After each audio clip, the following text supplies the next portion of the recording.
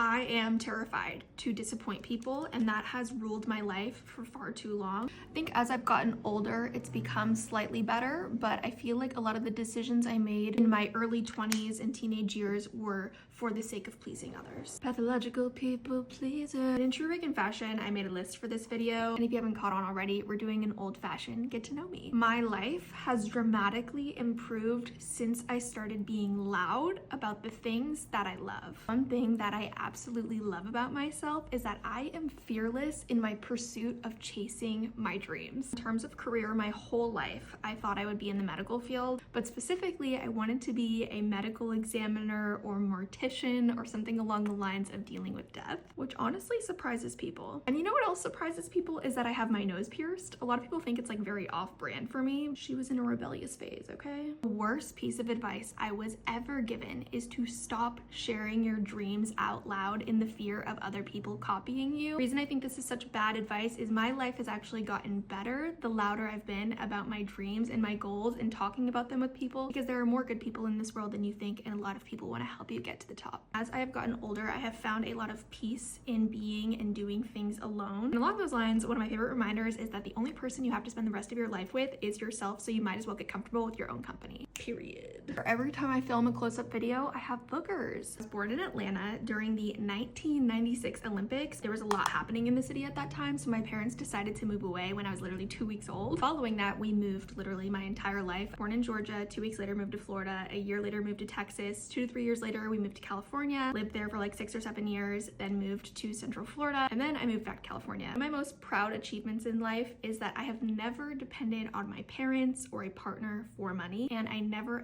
ever want to be financially dependent on my partner. I could go back in time. I wish that I would stand up for myself a little bit more than I did in certain situations. Making content is my full-time job, but sometimes I'm fearful to say that because I don't want it to undermine my intelligence. I feel like when I say I'm a content creator, it doesn't fully encapsulate all of the hard work that I actually put into this job and everything else that I do. Are you ready for it? I gained a lot of popularity on social media when I started talking about Taylor Swift, but sometimes I feel like that's all people think there is to me. Don't get me wrong, I love Taylor Swift, but there's also a lot more to me, hence why I'm making more content like this. My biggest red flag quality is that I am not a dog person. If you're new and you're wondering about my face, I have a birthmark. I love talking about it, and I really feel like I was born with it for a reason, to help others realize how beautiful they really are without feeling the need to achieve perfection. I think that covers most of it for now. It's my goal through my content to be the role model that I wish I had as a little girl, so I hope that you'll stick around with me.